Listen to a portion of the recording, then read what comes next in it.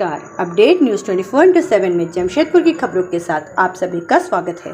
लोकसभा चुनाव को लेकर कोऑपरेटिव कॉलेज मतगणना केंद्र में की जाने वाली व्यवस्था को लेकर उपायुक्त अनन्य मित्तल और एसएसपी कौशल किशोर जायजा लेने पहुंचे, जहां काउंटिंग रूम में लगने वाली टेबल की संख्या, उम्मीदवारों के प्रतिनिधियों के आने जाने की व्यवस्था, गर्मी को देखते हुए बिजली और पानी की स्थिति, काउंटिंग टेबल से डिस्पैच टेबल तक मतगणना कर्मियों के आने जाने की व्यवस्था सहित पूरे कोऑपरेटिव कॉलेज परिसर की विधि व्यवस्था कैसी हो, इस पर गहनता से दोनों ने निरीक्षण किया। बेहतर व्यवस्था कायम हो, इसके लिए अधिकारियों को आवश्यक दिशा निर्देश दिए। उपायुक्त और एसएसपी ने कहा कि मतदान से लेकर मतगणना किस तरह शांतिपूर्ण तरीके और सुदृढ़ व्यवस्था के साथ संपन्न हो, इसका प्रशासन भरपूर ध्यान दे रही है।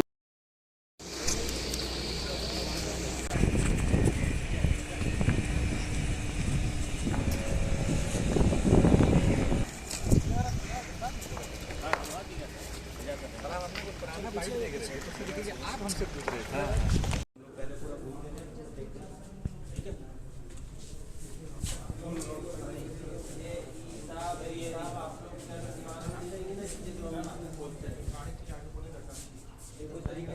आप लोग जो है हमारे साथ घूमने आते हैं और ये काम करते हैं, पता चला कोई चीज तो बता दें।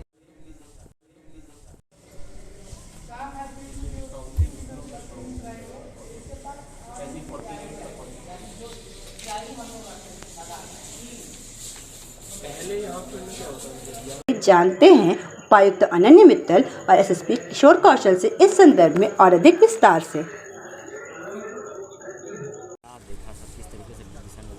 आज कोऑपरेटिव कॉलेज का हम लोगों ने सभी पदाधिकारियों के साथ निरीक्षण किया। उसमें हम लोगों ने जो भी अभी तक प्लानिंग करी है कोऑपरेटिव कॉलेज में, उसमें डिस्पैच, रिसीविंग और काउंटिंग, इन तीनों का अलग अलग हम लोगों ने आकलन किया। इनके मैप्स हम लोगों ने फाइनल किए और जिस भी तरीके से, चाहे वो पोलिंग एजेंट हो, चाहे काउंटिंग पर्सन हो, चाहे हमारे पोलिंग पर्सन हो, चाहे जितने भी ऑफिशियल्स हैं, उन सब की मूवमेंट किस किस तरीके से रहेगी, कहाँ का बैरिकेडिंग, सीसीटीवी और विश्राम रूम्स की आवश्यकता हो, पानी की उपलब्धता और भी मूलभूत सुविधाएं जो भी हम लोग को अवेलेबल करवानी है, ताकि हमारी पोलिंग प्रक्रिया और काउंटिंग प्रक्रिया सुगम रह सके।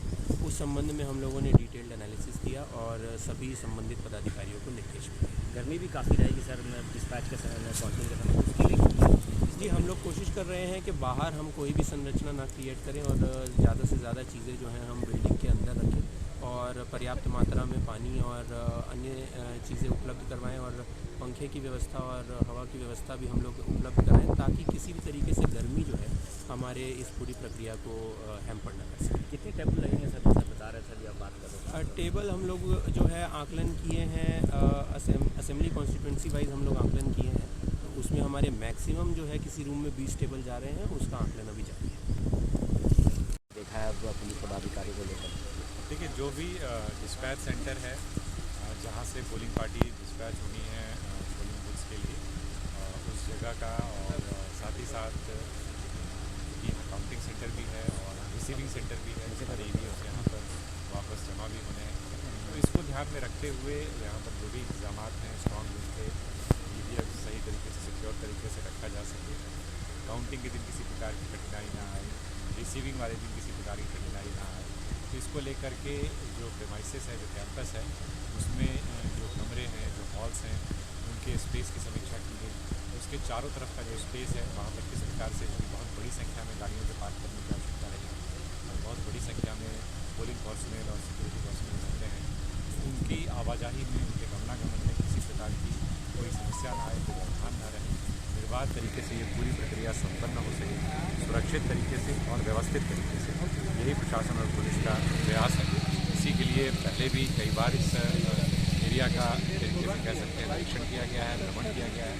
पुनः आज जो है उसी संदर्भ में एक बार और समीक्षा की जा रही है और ये प्रक्रिया अभी चलती रहेगी जब तक कि इसको हम लोग मुकम्मल तौर पर स्थापित करें। जमशेदपुर की खबरों के साथ बने रहने के लिए हमारे चैनल को लाइक, सब्सक्राइब करना न भूलें। धन्यवाद।